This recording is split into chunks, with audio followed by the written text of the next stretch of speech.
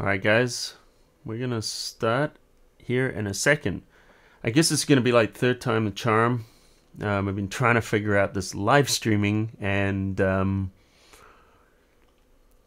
it's taken a little bit to figure it out, and I think I've got it now. We're just gonna wait and see. First time I didn't have the screen set up correctly. Second time I had it set to private, so there was no one there. Now I see there's some people here. There's 12 people. Hey guys, how's it going? Feel free to add a comment or something in the chat room and in the chat pod. Be happy to do some Q&A at the very end here. As I was saying here, let me see if I can get this. I'm just looking over here. We'll start in a sec when we get a few more people.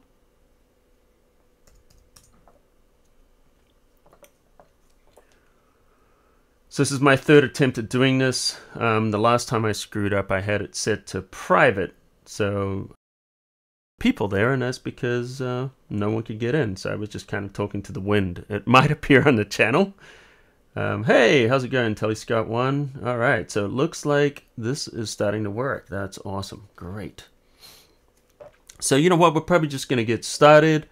And, you know, people can join in later, and then we'll do our Q&A. Hey, how's it going from Lake Garda? Did I say that right? Sounds like a nice place. And hey, Richard, how you doing? All right, guys. So let's just start right now. So what I'm going to talk about really quickly today is just creating a panorama with our drones inside of Lightroom. This is going to be just a pretty quick one, and just you really just get the feel for doing these live streams, and then if this is successful and you guys like it, whatnot, we'll do more of these in the future. So here's a shot that I did in Hawaii. This is shot at the Phantom 3 Pro, and this was shot about 2 years ago. This is before the Phantom 4 came out. I actually have since gone back to Hawaii with the Phantom 4 Pro and the Mavic and done some other stuff. But I just like this particular image. This is Waikiki Beach here in Oahu. So what I'm going to do is I'm going to talk about how I shoot the panoramas, and then I'm going to talk about how to put them together. So what I do is, let me just get my mouse over onto the right screen. Here we go. So these are the shots directly out of, these are the DNG. You can see I will shoot in RAW in the DNG because it gives you more dynamic range, more detail in the highlights and shadows. So essentially I do this manually. I point my drone at the end, you know, in this case the left hand side, and then I rotate it around. Notice there's a lot of overlap. If you look at this building here, see how much overlap there is? And you can also notice that there's a lot of distortion because of the wide lens. And so I'm going around there, take the next shot, I rotate there, take the next shot, and there's the final shot. Now I don't use Lychee. There's a lot of, you know, automatic software and stuff like that. I don't do it. I do it manually. And the reason I do it manually is because if you can see how much distortion, look at this building here and look at the buildings there, and then if we look on this one, you can see those are the same two buildings. So the reason I do it manually is because that way I can make sure that the things that are really important to me are not distorted. And I wanted these to be the center point of the photograph, and I wanted to make sure that these were just nice and clean and straight and not distorted. So because of the wide angle of the lens, I like to have that control. So as I rotate it, I look for important features. You know, like here, this is the Pink Palace. I wanted to make sure that wasn't all weird and distorted. And also one of the things too, just a little bit of a bunny trail, but while you're doing your composition, notice I've got all the surface here, and I wanted to make sure I have a foreground element, because if you don't have a foreground element, the photograph can be really boring. And by adding these things in the foreground, it looks a lot better. Also, composition-wise, speaking, let's look at the final. You can see that I set the altitude to make sure that I would get this beautiful sky and also really silhouette the city against the background. I could have had all the mountains and stuff up there, and you know, that's another lesson for another day. So composition-wise, adjust your altitude. It's the most powerful compositional tool that you have on your drone, is being able to set the altitude, go high, low, look for the shot. All right, so now I'm going to show you how I put them together. And I'm just going to select them all. I'm on Mac right now, but Lightroom on Mac and Windows is the same. The only difference is the keyboard shortcuts. So I'm hitting Command or Apple and clicking to select multiple pictures. If you're on Windows, you just hold down the Control key and select them. So we've got 5 images that I've selected right there. And now we want to stitch them together. So we just go under Photo, and then we're going to choose Photo Merge Panorama. And then I'm just going to click, and now it's going to start merging these together. So it's creating a preview. And let me turn this off, because this is how you're going to see it when you first get in. All right, so notice that this happened very, very quickly. One of the things I love about using Lightroom is we can get the preview really, really fast. Now, this is just a preview. It hasn't actually merged it together yet. We're just looking at it and seeing, okay, how would this look? So you can change the projection types, but spherical really works best for the drones. If we hit cylindrical, it'll just stretch it. I'll just show you so you can see. And, well, that's great. It's not even doing it now. Okay, but anyway, it just selects, stretches it. It doesn't look good. And perspective will just fail. It won't work. Okay, so let's talk about another thing while we're in here. If we look around these edges, notice we've got this white around those edges. And the white is where there's no pixels. And it's just kind of stretched these different shots together to fit in there. And so what it's going to do is we're going to end up having to crop it right there. And we're going to lose the stuff up the top and the bottom. And in fact, we can do that right here in Lightroom if we click on Auto Crop. And that will show us what we get when we crop it. Notice we're losing a bit of information in the top. If that information is not important, then don't worry about it. But if that information is important, let's turn off the crop. We can stretch this out. Imagine taking a piece of chewing gum and stamping something on it, then stretching out that chewing gum to change the shape. And this is essentially what we're going to do with boundary warp. If we click and drag with boundary warp, notice what it does is it stretches everything out, and now we're losing no pixels. So essentially we've just stretched this and made it fit in there. Now it comes down to make a decision whether or not to use boundary warp is, does the image look good or does it look distorted? I'm looking at it here, the horizon's straight, it looks good, it's not looking weird at all. If it is, then you want to reduce the amount of boundary warp until it's not looking weird, or just completely not do it. Now here's another option. If we turn on auto crop, we can look at the boundary warp preview at the same time while it's cropping it down. Now here's the thing about auto crop. It doesn't matter whether or not you turn on auto crop now or not, because that can be undone later in Lightroom because it's a non-destructive procedure. However, boundary warp needs to be applied before we merge. You don't get to go back and change your mind later. So you have to make that decision right now. So we're going to use boundary warp, and then we're just going to click merge. And now Lightroom is going to merge these images together. And hey, Richard in Amsterdam. Good to see you. You know, there's a lot of people at photoshopCAFE from the Netherlands. And one of my favorite places to visit. I love it there. Okay, so this is what's happened here. If we look at what's happened now, it's created a DNG file. So this is great. Because it's a DNG file, it means it's still sort of raw, meaning we're not losing any of the dynamic range, which is detail in the shadows and in the highlights. And this is the brightest part of the image here, and this is where you would lose your highlights. In fact, let me go to this one, because this is the one that just merged. Sorry, the other one was a practice one. But same thing. You can see this is the brightest part, and now we want to make some adjustments to this image. So I'm just going to click the little arrow on the left to collapse the left-hand panel because, you know, I really don't need that. And I want to see my image larger. All right, so why don't we make some adjustments here? The first thing we can adjust, if we like, is the exposure. And just kind of see overall, how bright do you want this? And let's go to about there. Now, this is a starting place because this exposure, I'm always going to change that later. The other thing is the temperature, our white balance. I'm going to warm this up a little bit because it's just going to make it look better. See that? Because this is kind of getting near sunset time, and looking warm is not a bad thing. It's a good thing. Okay, next thing we want to do is grab our highlights, because see the sky here? This is a really important part of the photograph, and I want to recover the detail. So I'm going to take that all the way down to the left and see how we recover a lot more detail in the sky in those highlights. Now, if we look up here in our histogram, this is the shadows and this is our highlights. We've got a little bit of space to play with. So we'll come back to that. Now, shadows. If it was really, really dark and I wanted to open up some of these areas down here, I would open up the shadow there.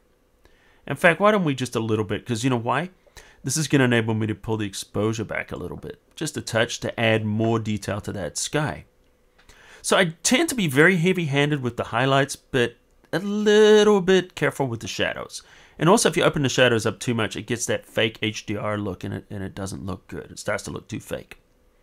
Okay, the next two we've got whites and blacks. Now, the whites are going to brighten this up. See this? But beware that we can clip or blow out detail here, which means if we printed this, we wouldn't get any color. It would just be pure white. So we need to see where it's clipping. You can see on the histogram, or an easier way is to hold down the Alt key on Windows, and that would be Option on Mac, and then click, and you can see there on the left where it's clipping. So let's pull it back right there. And now we've lightened up the whites without losing any information. Same thing with the blacks. And blacks are important because this gives it body and depth. See, it looks washed out. And then we give it some blacks, it gives it body. So it really depends on the look. If you want a very kind of a soft, hazy look, have those blacks low, and you want a punchy look, increase those. So I'm going to hit the Alt or the Option, and once again, you can see where it clips. So I'm going to stop it there, and now we're not losing any information in there. The other thing that some people do is they like to use a bit of clarity. Clarity makes it look sharper, but what it's doing is increasing the mid-tone contrast. I found that when I first started using Lightroom, I would always use clarity a lot. And now the more I use Lightroom, the less I use clarity because I guess my eye is just used to looking at different things. Now, vibrance is nice sometimes. Just give it a little bit more color. And I'm just going to do that there. Now, I want to increase the exposure a little bit because I feel it's a little washed out. There we go. That's looking better. And finally, let's talk about contrast. If I turn contrast all the way up, it's a very snappy, punchy image. See that? But we're losing a lot of details in the highlights and shadows. If that's the look you're going for, fine. If we decrease it, it shows all the detail. A lot of highlight and shadow detail, but it looks washed out. So generally speaking, contrast is something I like to come back at the very end and just tweak it. It's more of, like a flavor. So if I increase the contrast there, it gives it a little bit more snap, or it's softer. And I want to change the flavor to somewhere in there.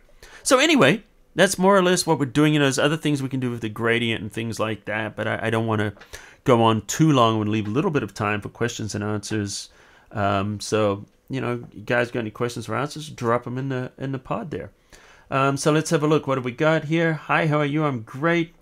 Northern Italy. I love Italy. Good to see you there. And howdy from Auckland. Hey, another Kiwi. Good to see you, Mike.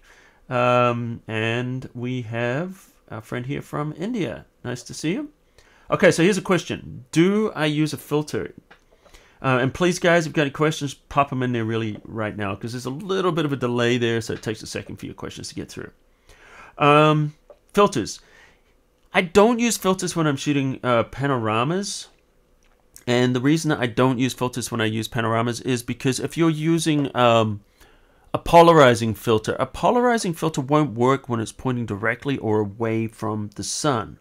It has to be a certain angle, so the polarizing will start to happen at certain angles. I think it's about 30 degrees or something from the sun. And if we've got the sun in the middle and we're going different sizes, it's going to polarize differently, and also it can kind of create vignetting around the edges. So when it comes to shooting panoramas, I don't really like to influence that. Now, an ND filter is great for video. I use a neutral density when I want to slow down the frame rate so I can get smooth video. But for photographs, a lot of people think an ND filter is magically going to create sharper photos. In fact, it'll do the opposite. An ND filter darkens it down, which means you slow down the shutter speed, which means that you will actually get more camera shake or more camera blur. If you want a slow shutter speed, where things look blurred like waves and things like that, then an ND filter is good. Apart from that, I never use an ND for photography, only for video. If you're shooting individual pictures and you've got glare coming off the water, like we were doing individual shots here and you wanted to remove some of this reflection, a circular polarizer would work well for that. So to be honest, I barely use them, but some people get great results with them. So, hey, Brian. Good to see you, buddy. Hi from South Africa. Hey, lacquer, bro. I probably said that real bad, but... Sharpening. Yes, is a good question. AV8 Chuck. Yes, sharpening. I'll be honest with you. I like to do my sharpening in Photoshop. You can do sharpening here, obviously, in Lightroom.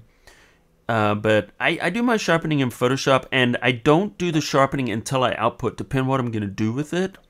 If I'm going to put it up on Facebook, I'll do a certain amount of sharpening versus if I was going to be printing. So generally speaking, at this point, I would just right-click on here, and then I edit it in Photoshop. So let me just show you real quickly how I do that. Ah, good. Dara? So you use filters for video and none for photos as well. That's great. All right, so I'm going to show you a little trick that I use for sharpening. And this is what I do. It's a trick called high-pass sharpening. It's used a lot in the entertainment industry. I'm just going to hit Control-J or Command-J. And what I'm doing is I'm just duplicating that layer. And you'll notice this is only 16%. So this is full size. These are really big images we're working on. Let me collapse some of this down a little bit. Not quite seeing the edge. Let me pull it over there. There we go. Great. And I'm just going to do that. So all we do is we put this into overlay mode. And then we go under filter. So that's overlay blend mode is step 1. Step 2, we choose filter. We go to other. And then we go to high pass. Now at first, so here we are here. And you can see this if we increase it. What it does is it creates this halo. And look at that. See how sharp it looks? So if I was going to do this small like this, to put it on Facebook, I'd probably give it quite a bit of sharpening like that. And click OK. And you can see before and after. The great thing about doing high pass is I can adjust the opacity, and I can also grab a brush and brush it away from areas I don't want. However, let's zoom in at 100%. And you can see at 100%, you know, before and after. It might be too much, so let me delete this. So if you were going to print it, you would want to do this at 100%. And I'm just going to hit Control-J, back to overlay again. Could probably make an action for this. And then we're going to go to other high pass. And now I'll look at this at 100% and maybe look at the area. See, there's a lot of noise. I'd probably want to do some noise reduction in there, especially with the color noise. And then just tweak it there so you can see now I'm looking at it in print here. If I was going to display this full size, I've only gone 1 pixel. So I've gone very, very subtle. But you can see the difference before and after. So for those reasons of being able to adjust it for what I need, it's the fact it's non-destructive, and I can tweak it. That's why I do my sharpening here inside of Photoshop and not in Lightroom. However, if you don't have Photoshop, yeah, you can do your sharpening in Lightroom. All right. Hi, from the UK, quite new to Lightroom. Could you show me how to save presets you create? Sure. Call you Gurge for short, I think. I'm terrible with names. One of the things I plan on doing is learning how to read later in life. All right, so presets, yeah, presets are easy. So say I wanted these adjustments were made here and we want to save those as a preset. All we do is we just go over here in the develop module, go over to the left-hand side, and you'll notice there's the presets. And if I want to put them in a group like maybe the photoshopCAFE ones, I'm just going to select there. And I'm just going to hit the plus, and we'll call it Pano. And basic. So that's just some basic panos, and you can see we can choose everything in here, or we can choose, you know, just a subset. So maybe just we don't want to do the lens stuff, blah, blah, blah. And we can do that, and I'm just going to click Create, and now we get the basic pano. So if we wanted to look at some of the ones that I've made, vintage, glamtage, you know, these are different ones I've made here. You can apply these with just like one click. Obviously, they're going to look better on some than they are on others. So we do the Pano Basic. That's the one we just created. And, you know, I do have some tutorials on working with presets on the photoshopCAFE channel. So anyway, guys, thank you for coming to, my first ever live stream. This is the first time I've actually got it successfully working here on YouTube. I've tried 3 times, but now we've got it figured out. We'll do these more often. If this is something you guys are interested in, maybe we'll do them monthly or even weekly. If it's something you enjoy, let me know in the comments there. And if you guys are not subscribers to photoshopCAFE, which you probably are, otherwise you wouldn't have got the notification, but if you aren't, hit the subscribe button right now, become part of the Cafe crew. Also, if you like this, hit that like button, add a comment here, which we're seeing here, shooting video along west coast of Ireland for 2 weeks now, Phantom 4 Pro using the Polar Pro shutters, but I'm thinking we'll also need polarizing filters as shooting coastal. Okay, so I talked about filters quite a bit, so check out the just a replay of this. It's going to be on the site where I talk about filters, and maybe I'll do another one just on filters. I really feel like that's something I should do, is one on drones and filters, either a live stream or I'll just do a tutorial for the photoshopCAFE channel, because I get a lot of people asking about filters, and it seems like a lot of misunderstanding, a lot of misinformation out there about filters. Somehow, some people think you put a filter on there and magically your photos become better. That's not the case. And we'll do that later. So anyway, guys, I got a jet. Thank you so much for coming. And thanks, next time, we'll see you at the cafe.